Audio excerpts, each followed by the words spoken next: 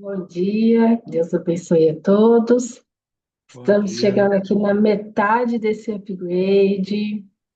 Amanhã eu falo que é o dia mais difícil de acordar, mas tem sido uma bênção, uma alegria estar dividindo aqui essa semana com vocês, com o pastor Glauber Si.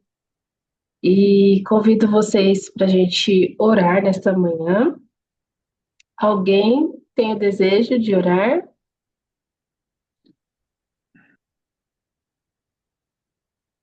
Eu oro. Obrigada, pode orar, viu? Senhor nosso Deus, queremos mais uma vez agradecer a Ti pelo privilégio da vida, Pai, pela proteção da noite que o Senhor nos dispensou através dos Teus anjos. E agora nós vamos iniciar mais uma vez, Pai, esse culto, reunidos aqui, Pai, para Te adorar. Que o Senhor possa estar no nosso meio, Pai, nos abençoe, abençoe o pastor que está compartilhando a mensagem conosco, Pai. Em nome de Jesus, amém, Senhor. Amém. Amém.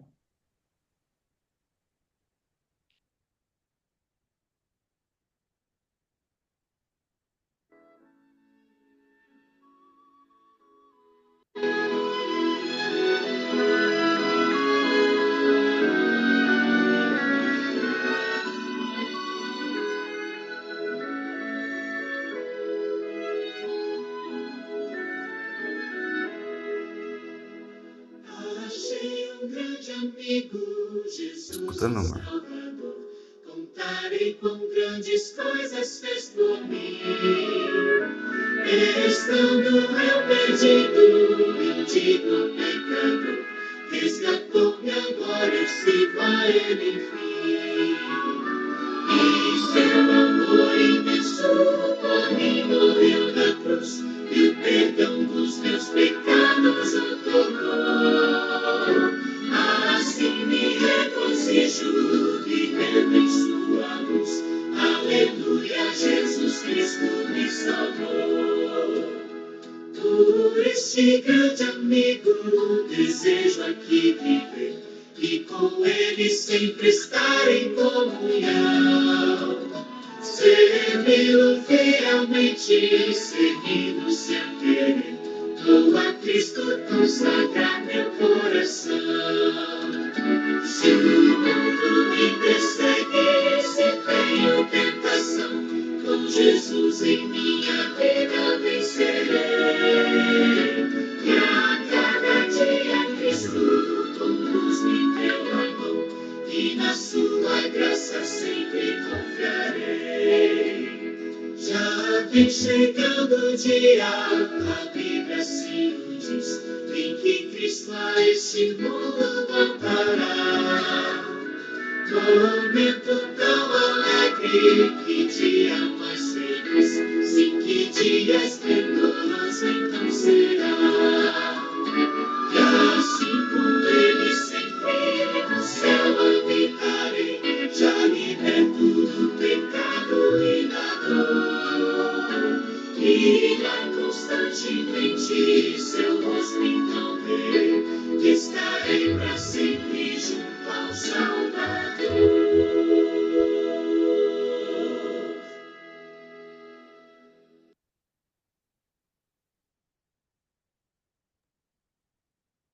Bem, Deus seja louvado através dessa música. Deus, ele tem o maior desejo de ser o nosso amigo de verdade, né? O nosso companheiro, estar conosco a todo tempo e que a gente possa confiar nele, como a gente costuma confiar em alguns amigos aqui, né? Nesse planeta. Pastor Glauber, mais uma vez seja bem-vindo, a palavra é com você, que Deus te use, que o Santo Espírito fale através de você ao nosso coração, à nossa mente. Maravilha, muito obrigado, Cláudia. Eu me sinto muito privilegiado em estar com vocês aqui ao longo desses dias, né? Tem sido uma experiência assim maravilhosa, extraordinária, como cada vez que a gente abre a palavra de Deus, né? Bom, esse louvor que nós cantamos aí é um dos louvores que marca assim a minha vida como cristão, porque eu vejo em Jesus esse amigo, esse irmão, esse companheiro de jornada, que quando eu caio, ele estende a mão, levanta e está ao nosso lado ali para nos amparar, para nos acolher. E essa música ela fala muito comigo, né? Ela toca muito o meu coração. Meus amigos, que bom, já chegamos aqui no terceiro dia, né? Parece que a semana está passando mais rápido do que o normal, não é? Mas que bom a gente poder se encontrar aqui nessa igreja. Falo igreja porque é uma igreja virtual, né? A gente desperta, a gente vê a presença de Deus. E eu estava ali me arrumando e a minha esposa dizia assim: meu amor, você vai se arrumar para live e tal? Eu disse: claro, eu vou adorar, estou indo para a igreja, né? E eu estou indo para a igreja, então eu tenho que ir. Eu vou de calção, não vou de chinela, eu vou mesmo arrumado e tal. Ah, é, disse. Toda vez quando eu vou, participo de uma live. Aí eu sempre me arrumo porque a gente está em uma igreja, a gente está na presença de Deus, né? Bom, queridos, na segunda-feira nós começamos falando sobre o sal da terra. Ontem nós falamos do amor ao próximo e hoje eu quero falar sobre uma vida relevante. Uma vida relevante, né? Como que nós podemos ter uma vida relevante? Como que nós podemos chegar a esse patamar, né, de uma vida relevante? Afinal de contas, o que significa relevância, não é?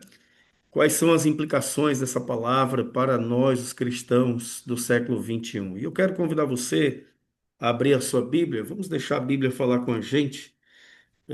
Livro de Atos, capítulo 9, verso 36 até o verso 41.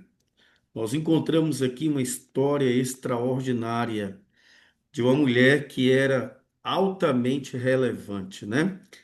E eu queria tirar aqui, pelo menos, extrair três lições da vida dessa mulher para todos nós aqui nessa manhã. Atos capítulo 9, verso 36 até o verso 41, a Bíblia diz assim, queridos.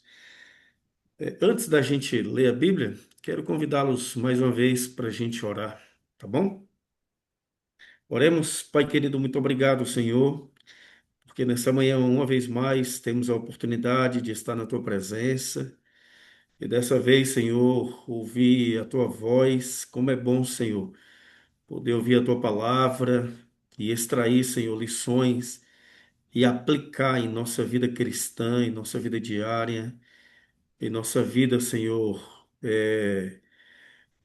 geral. Por favor, Deus, fala conosco através da Bíblia, que a tua palavra tenha esse poder, mais uma vez, de não apenas nos impressionar, mas de transformar o nosso coração, nos levando, Deus, a viver uma vida relevante e que essa vida relevante, Deus, possa abençoar aqueles que estão próximos de nós.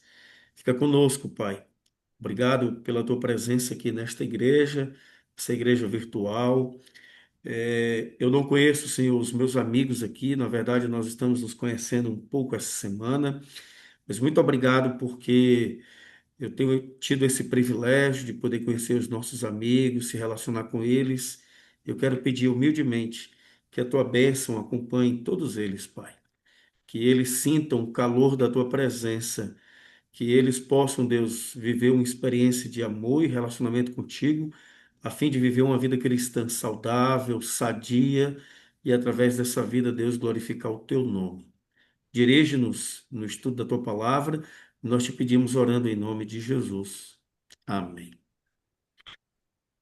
Atos capítulo 9, verso 35 perdão, 36 ao 41, a Bíblia diz assim. Vou ler o texto. Havia em Jope uma discípula por nome Tabita, nome este que traduzido quer dizer Dorcas. Era ela notável pelas boas obras e esmolas que fazia. Ora, aconteceu naqueles dias que ela adoeceu e veio a morrer. E depois de a levarem, puseram-na no cenáculo. Como Lida era perto de Jope, ouvindo os discípulos que Pedro estava ali, enviaram-lhe dois homens que lhe pedisse: não demores em vir ter conosco. Verso 39. Pedro atendeu e foi com eles. Tendo chegado, conduziram-no para o cenáculo.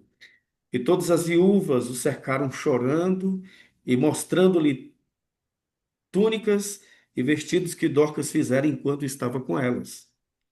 Verso 40. Mas Pedro, tendo feito sair a todos, pondo-se de joelhos, orou. E voltando-se para o corpo, disse: Tá. Tabita, levanta-te. Ela abriu os olhos e, vendo a Pedro, sentou-se. Verso 41. E dando-lhe a mão, levantou-a e, chamando os santos, especialmente as viúvas, apresentou-a viva. Que texto assim magnífico da palavra de Deus, que texto extraordinário, amigos. Esse texto aqui, né? Esse texto fala de muitas coisas. Ele fala aqui do milagre que Pedro realizou, né? Que foi exatamente a ressurreição da vida de Tabita, ressurreição de Dorcas, né? Fala do poder da oração. Então, esse texto aqui, ele diria assim, dá brecha para muitos sermões que a gente queira fazer na igreja, né? Mas eu quero me deter aqui em um sermão chamado A Vida Relevante, ou numa meditação chamada Uma Vida Relevante, né? E essa vida que eu quero mencionar aqui é a vida de Tabita, de Dorcas, não é? O texto diz que o seu nome traduzido para o grego, não é? Esse nome é o nome aramaico, não é? E ele traduzido para o grego, quando Lucas foi traduzir para o grego, Lucas disse assim: Olha, vamos encontrar uma palavra aqui para poder colocar, né, o nome de Tabita. E buscaram lá nos arquivos e encontraram então o nome Dorcas, né? Então, Tabita, traduzido para o grego, significa Dorcas. Agora, Tabita, traduzido para o português, queridos amigos, significa, sabe o quê? Gazela, né? Interessante que uma gazela é um animal que tem um senso do predador muito forte. Se você for estudar sobre a gazela, você vai perceber que ela tem um senso, a gazela tem um senso muito forte, né? E ela, segundo os estudiosos, dizem que ela sabe a uma distância de 2 quilômetros quando o predador está vindo. E aí ela sente, não é? E aí o que que ela faz? Ela então toma o rumo para o outro lado. Impressionante isso.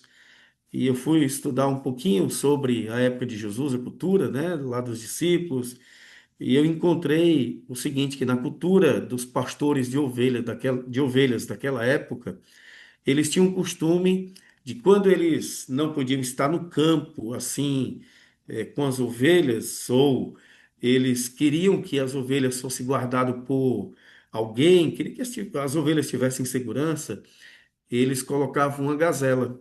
Por quê? Exatamente por isso, porque quando a gazela sentia, né, o predador chegar, ela então saía correndo pelo outro lado e as ovelhas acompanhavam a gazela, era a maneira como ela tinha de proteger o rebanho daquela época, né? Bom, isso tem tudo a ver, queridos amigos, com a vida de Tabita, de Dorcas, porque quando eu olho para a Bíblia assim, e olhando para a história de Dorcas, Dorcas, ela era uma mulher que se preocupava demais com as pessoas, né? Se você vê aí, Dorcas, ela tinha uma profissão. Qual que era a profissão dela? Ela era costureira. Eu não sei se aqui nessa manhã tem alguma irmã que costura, que é costureira, né? Mas Dorcas, ela gostava de fazer vestidos para as irmãs daquela época, especialmente ela cuidava de um grupo de pessoas muito especial, que eram as viúvas. E você sabe que Tiago vai dizer lá em seu livro que a verdadeira religião é quando a gente cuida das viúvas e dos órfãos, né? E Dorcas, ela tinha uma preocupação.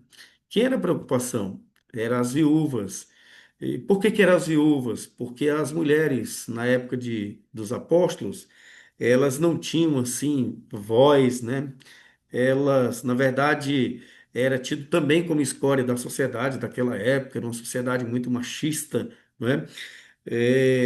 Mas Dorcas, ela tinha essa preocupação com as mulheres, tinha essa preocupação com as viúvas. Só para você ter uma ideia, esse texto aqui, né, é um texto em que aparece uma palavra exclusiva para uma mulher daquela época. Que palavra é essa? é a palavra discípula. E aqui está a primeira lição dessa manhã, né? Dorcas, ela era uma discípula. Discípula de quem? Possivelmente, depois que depois que Felipe, André, teve um encontro, Felipe, desculpa, amigos, teve um encontro ali com o etíope, né? E ele batiza o etíope, ele é arrebatado para um outro lugar. E Ellen White, no livro Beneficência Social e também no livro Atos dos Apóstolos, diz que possivelmente Dorcas ela foi influenciada por Felipe, né? E Felipe ensinou a verdadeira religião para Dorcas. Qual que era a verdadeira religião? Era focar nas pessoas, era o cuidado com as pessoas. E Dorcas, ela aprendeu essa lição extraordinária de ser uma discípula, né? Então é a primeira vez que aparece na Bíblia, e é a única vez que aparece na Bíblia essa referência para uma mulher. Que referência, pastor? A referência de um discípulo, de uma discípula. Dorcas recebe essa identidade aqui. Lucas, quando escreve, ele diz assim: Olha, vem Jope, uma discípula por nome Tabita, que traduzido para o grego significa Dorcas, né? Bom, só para vocês terem uma ideia, a palavra discípulo significa aprendiz no grego. Mas eu gosto muito quando a palavra é traduzida do hebraico. Porque a palavra traduzida do hebraico significa aquele que aprende intensamente. E eu gosto aqui de fazer uma comparação, né? Qual é a comparação? Vocês sabem que há uma diferença entre alunos e alunos. Existem alunos, queridos amigos, que vão para a escola, né? Ou para a faculdade, para o colégio, e eles estão preocupados em apenas uma coisa. O que que é? Passar de ano, ser aprovado no final do ano, correto? Esse aí nós poderíamos dizer que ele é um aluno medíocre.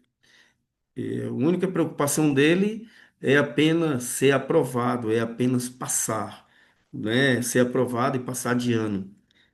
Mas existe outro tipo de aluno que nós poderíamos qualificar como um estudante. É aquele que não está apenas preocupado em passar de ano. Ele não é apenas um aluno medíocre, a maior preocupação dele é estudar, absorver o conhecimento e, como consequência disso, ele será aprovado. Entende? É aquele aluno que ele não se contenta com a nota menos do que 10, não é? Tem alunos que são assim, alunos bem aplicados, eles gostam de estudar. E por que que eu falei sobre esses alunos, né? Porque há uma diferença entre um discípulo e um discípulo. Como assim, pastor? Há discípulos, né, que são apenas seguidores. Imagine que Jesus estivesse hoje em nosso meio, né? Eu falo fisicamente, e Jesus pudesse montar um Instagram. Ah, Jesus teria ali pelo menos 3 bilhões de seguidores, né? Porque segundo os dados gerais, no mundo existem aproximadamente aí 3 bilhões de cristãos. Então, Jesus teria ali aproximadamente 3 bilhões de seguidores. Mas a pergunta é, e ele teria quantos discípulos?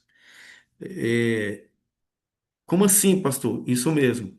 O que é um discípulo? Não é apenas aquele que aprende, não é apenas aquele que está interessado em ser aprovado pelas pessoas, não é apenas aquele que está interessado em passar de ano, não é apenas aquele, não é, que leva uma vida medíocre. Um discípulo é aquele que representa perfeitamente o caráter de Jesus. É aquele que imita Jesus. É aquele que aprende intensamente da vida de Jesus. E Dorcas era essa mulher. Ela aprendia intensamente sobre a vida de Jesus. E o certo é, amigos, que Dorcas tinha sua vida focada em quem? Nas pessoas. Eu já falei isso aqui, vou repetir, mas quando eu olho para os evangelhos e eu vejo, me deparo com a vida de Jesus, eu me deparo Jesus focando nas pessoas. É tanto que Mateus, capítulo 25, né? E eu queria convidar você aí rapidamente para abrir o texto aí comigo. Mateus capítulo 25, verso 41, não é? Quando Jesus vier, olha só o que é que ele diz. Aliás, vamos ler a partir do verso 40. O rei respondendo lhe dirá: Em verdade vos afirmo que sempre que fizestes a um destes pequeninos irmãos, a mim o fizeste. Então o rei dirá também aos que tiverem à sua esquerda: Apartai-vos de mim, malditos para o fogo eterno preparado para o diabo e seus anjos. Verso 42: Porque tive fome e não me deste comer, tive sede e não me deste beber, sendo forasteiro, não me hospedaste, estando nu, não me vestistes, achando-me enfermo e preso, não fostes ver-me. E agora entra o verso 43. Então, e eles lhe perguntarão: Senhor, quando foi que nós te vimos com fome, né? Os discípulos de Jesus, aqueles que realmente representam o caráter de Jesus diante das pessoas, aqueles que o foco deles não é apenas salvar, pregar o evangelho, não é? Mas é ajudar as pessoas em suas lutas e necessidades. É aqueles que realmente focam em pessoas. E é claro, o maior resultado de focar nas pessoas é apresentar para elas um evangelho que salva, que liberta e que transforma a vida das pessoas. Amém? Então, queridos amigos, Dorcas era essa mulher, essa discípula de Jesus. Ela tinha um foco nas pessoas, né? Bom, a segunda lição da vida de Dorcas é que a Bíblia diz aí, queridos amigos, que ela era uma mulher notável. Vocês sabem que não é com frequência que a Bíblia utiliza essa expressão notável, não é? Mas algumas pessoas, por exemplo, na Bíblia, recebem essa expressão. Talvez não nas linhas da Bíblia, mas nas entrelinhas, quando nós lemos a Bíblia. Por exemplo, eu queria convidar você para ir lá em Números, capítulo 12. Aqueles que estão aí com a Bíblia podem acompanhar. Números, capítulo 12. E nós vamos agora ler a partir do verso 3. Aliás, lê o verso 3. A Bíblia diz assim, ó. Números capítulo 12, verso 3. Olha o que é que a Bíblia diz. Era o varão Moisés muito manso, mais do que todos os homens que havia sobre a terra. Bom, nas entrelinhas aqui, nós percebemos que Moisés ele era um homem notável. E o que fazia a diferença na vida de Moisés para que ele pudesse ser notável, né? É porque a Bíblia diz aqui que ele era o homem mais manso. E é claro que quem escreveu isso aqui foi Moisés, não é? E então até aquela época não havia pisado na terra um homem mais manso do que Moisés. Entende? Agora, vocês sabem que até esse homem mais manso, um dia esse homem também ele cometeu um equívoco, né? Vocês conhecem quando o povo estava lá cativo no Egito. Aí um dia Moisés, que estava sendo educado ali para ser o próximo faraó, ele de repente sai do seu palácio e ele se depara com uma cena. Qual que era a cena? Um egípcio estava maltratando um hebreu. E aí o sangue parece que subiu assim, fervendo na cabeça de Moisés, e ele agora pega o egípcio, e ele bate no egípcio, e ele mata o egípcio, ele esconde o egípcio na terra, e o que acontece? Parece que o homem mais manso agora ficou o homem mais bravo, né? Ficou, ficou aquele homem mais irado. Como que pode um homem mais manso? E olha o que Moisés fez. Bom, mas a Bíblia caracteriza Moisés como um homem mais manso, até a sua época que pisou na terra. E a gente sabe que o homem mais manso que já passou por essa terra foi o próprio Senhor Jesus. Então, algumas pessoas na Bíblia elas são notáveis, talvez por alguma característica que ela possua, não é? Que elas possuam. E Dorcas, a Bíblia diz aqui que ela também era uma mulher notável. Veja, o verso 36 diz assim, no capítulo 9 de Atos: Havia em Jope uma discípula por nome Tabita, nome este que traduzido quer dizer Dorcas. Era ela notável pelas boas obras e esmolas que fazia. Veja, queridos amigos, Dorcas não era apenas notável porque ela dava esmolas, porque ela fazia obras de caridade. Dorcas era notável. Por quê, pastor? Porque ela tinha um foco centrado nas pessoas. As pessoas eram muito mais importantes para Dorcas do que as coisas. No mundo em que nós vivemos, ontem eu falava sobre a inversão de valores, né? No mundo que nós vivemos, as coisas têm muito mais valor do que as pessoas, entende? As pessoas, elas coisificam, né? As pessoas e elas personificam as coisas. O que significa, pastor? Elas estão muito mais preocupadas com as coisas do que com as pessoas. E a maior preocupação de Dorcas aqui não eram as coisas. Não era simplesmente o dar esmolas. Não era simplesmente fazer obras de caridade. A maior preocupação de Dorcas, queridos amigos, eram as pessoas. Você sabe por quê? Porque qualquer um pode fazer obra de caridade, sim ou não? Qualquer um pode dar esmola, sim ou não? Qualquer um pode fazer o bem ao outro. Mas eu quero dizer para você que os cristãos de verdade, eles não negligenciam essa obra de caridade, essa obra de compaixão, porque era assim que Jesus fazia, era assim que Dorcas fazia, e é dessa maneira que Jesus deseja que nós também façamos, né?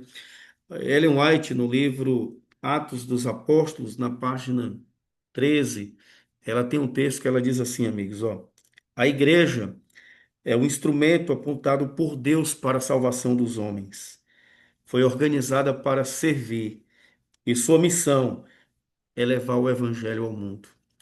Talvez a gente nunca vai conseguir, algumas pessoas, né? Talvez nunca irão conseguir pregar o evangelho abrindo a Bíblia para outras pessoas, dando um estudo bíblico, levando para o pequeno grupo. Algumas pessoas não vão conseguir, né, pregar o evangelho para outras pessoas, né, indo na casa delas. Mas sabe como é que elas podem pregar o evangelho? Com a vida, sem falar nada. Eu ouvi esses dias, acho que foi por aqui mesmo, né? Não sei se foi a irmã Rosenilda. Ela disse que as palavras elas têm um poder de convencer, mas é o exemplo que arrasta.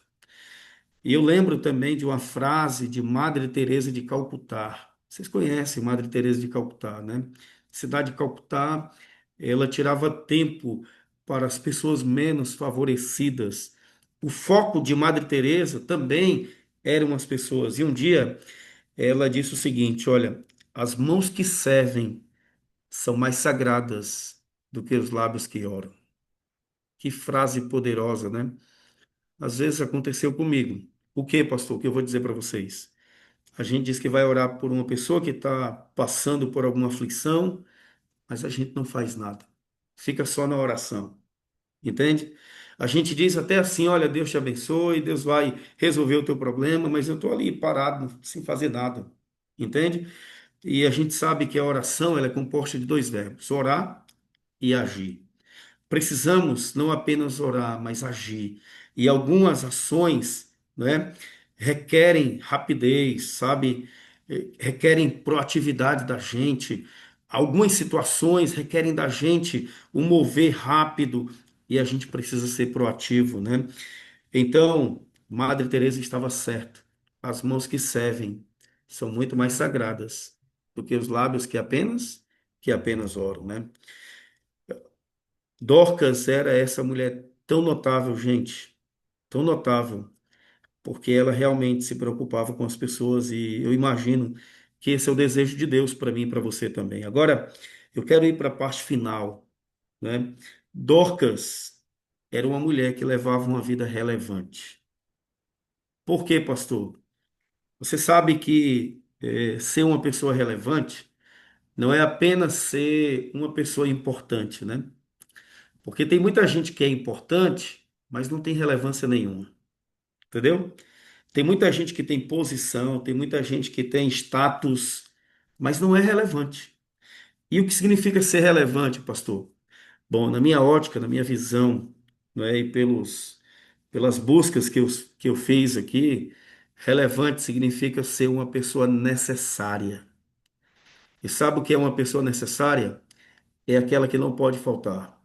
É aquela, desculpa, é aquela que a presença dela faz toda a diferença, entende? É aquela que parece que a gente depende dela, mas é claro, não é porque a gente dependa só dessa pessoa, é porque a presença dela faz uma diferença significativa na vida da gente. E quando eu olho para o texto, Atos capítulo 9, verso 39, eu queria que você acompanhasse aí o texto comigo. A Bíblia diz assim, amigos, ó. Pedro atendeu e foi com eles. Tendo chegado, conduziram-no para o cenáculo. E todas as viúvas cercaram chorando e mostrando as túnicas e vestidos que Dorcas fizera enquanto estava com elas. Percebam, quando os discípulos foram chamar Pedro lá em Lida, e Pedro agora vem com os discípulos, Pedro vai chegando ali no cenáculo, e agora as viúvas elas fazem um círculo ali ao redor de Pedro, elas cercam Pedro e elas dizem assim: Pedro, por favor, Pedro, eu imagino assim, né? Começa a imaginar o grito de desespero daquelas mulheres: Pedro, por favor, faz alguma coisa por nós. Pedro, a gente sabe que a tua sombra, né, cura as pessoas. Então, Pedro, por favor, Pedro, né, ressuscita Dorcas. Nós não podemos viver sem Dorcas. Ela é uma mulher muito necessária para a nossa vida. Olha o que ela fez, Pedro. E agora as mulheres começam a mostrar para Pedro os vestidos, as túnicas. Com isso, elas estavam dizendo assim: Pedro, Dorcas, ela não pode faltar em nosso meio. Ela é muito necessária. Pedro, a presença de Dorcas aqui é indispensável. Ela precisa, Pedro, estar conosco. Por favor, Pedro. E aí vocês sabem a história, Pedro vai lá, pede a todas as pessoas para saírem, se ajoelha, realiza o milagre, e agora Pedro traz de volta, pelo poder de Deus, a vida de Dorcas. As pessoas relevantes são pessoas que não são apenas importantes, mas necessárias. Alguém que não pode faltar em nosso meio.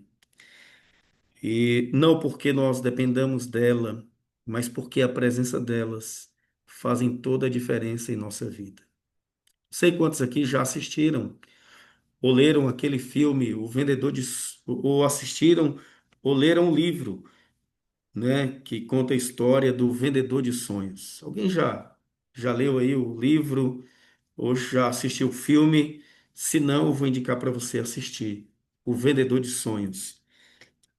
Em um momento do filme, ele diz assim, ó: uma pessoa morre não é quando o coração para de bater. Uma pessoa morre quando ela deixa de ser relevante. Entende? Queridos amigos, nessa manhã olhando para a vida de Dorcas, olhando para a história de Dorcas, para a discípula que ela foi, para a mulher notável que ela foi, para uma mulher relevante para a sua época que ela foi, Deus está nos convidando também no século XXI a ser como Dorcas, viver uma vida cristã genuína, que faça diferença na vida daqueles que estão ao nosso redor, daqueles que nos cercam, a ponto da gente fazer a diferença na vida delas. Você sabe que o sal, ele só faz a diferença na comida quando ele se mescla com a comida. Nós só podemos fazer a diferença na vida das pessoas quando a gente se misturar com elas, quando a gente se envolver com elas. E como Dorcas, quando nós levarmos uma vida tão relevante a ponto de fazermos essa diferença na vida dessas pessoas. E o meu convite nessa manhã, ao terminar essa reflexão, é que nós tenhamos uma vida relevante. Alguns anos atrás, eu era pastor ali na cidade de Parnaíba, no Piauí, onde o Wellington, meu amigo, mora aí. Amém? É, nós tínhamos uma igreja ali, amigos, que ela era aberta de domingo a domingo, de segunda a segunda, de terça a terça, de quarta a quarta, de sábado a sábado, de quinta a quinta, de sexta a sexta. Como assim, pastor? Todos os dias nós fazíamos é, alguma ação na comunidade. E por que que eu digo que a igreja era aberta? Porque quando a igreja não estava lá no templo, a igreja estava nos pequenos grupos ou a igreja estava nas ruas.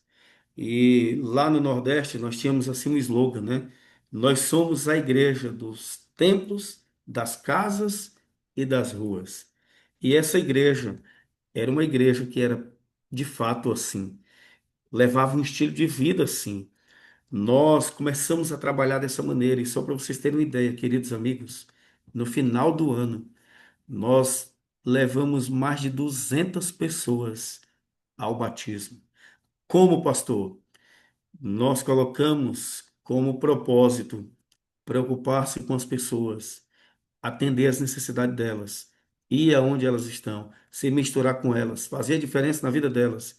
E o resultado, mais pessoas, perdão, eram agregadas à igreja e foram salvas em nome de Jesus. Nós podemos fazer a diferença na vida dos outros. Precisamos apenas se misturar com elas, viver uma vida relevante para abençoar a vida dessas pessoas. Eu pergunto, você quer ter uma vida relevante? Quer abençoar a vida das pessoas que estão aí do teu lado, ao seu redor? É o seu desejo? Amém? Vamos orar?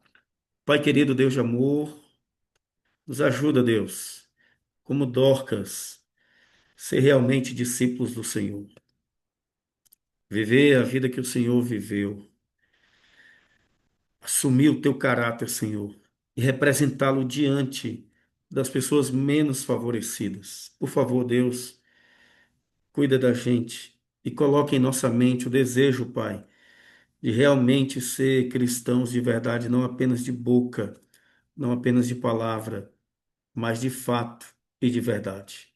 Por favor, grande Deus, muito obrigado pelos momentos que aqui passamos. Continua conosco ainda, Senhor, no decorrer desse programa. Continua conosco, Deus, no decorrer desse dia, que hoje, Pai, possamos focar nas pessoas. E, por favor, Senhor, nos ajuda a ser relevantes para a vida dessas pessoas. Cuida da gente, cuida delas também. E nos ajuda, Senhor, a ter o foco, manter o foco nas pessoas, porque era assim que o Senhor fazia, era assim que Dorcas vivia, e é assim que o Senhor deseja que vivamos. Por isso, nos entregamos em tuas mãos e ao teu dispor, pedindo perdão dos nossos pecados e orando em nome de Jesus. Amém. Mensagem maravilhosa, né, gente? Hoje o pastor falou de um tema que eu particularmente gosto muito. Antes de encerrarmos, eu gostaria de poder tirar aquela fotinha da tela e depois a gente já vai para a nossa turma da calçada. Então, se você quiser abrir a câmera, esse é o momento. Deixa eu abrir aqui a minha ferramenta. Ó, primeira foto. Só mais uma. Tudo bem. Então, eu vou encerrar aqui a gravação. O pessoal que assiste pelo YouTube está convidado a participar com a gente aqui ao vivo, pelo Zoom. E até amanhã.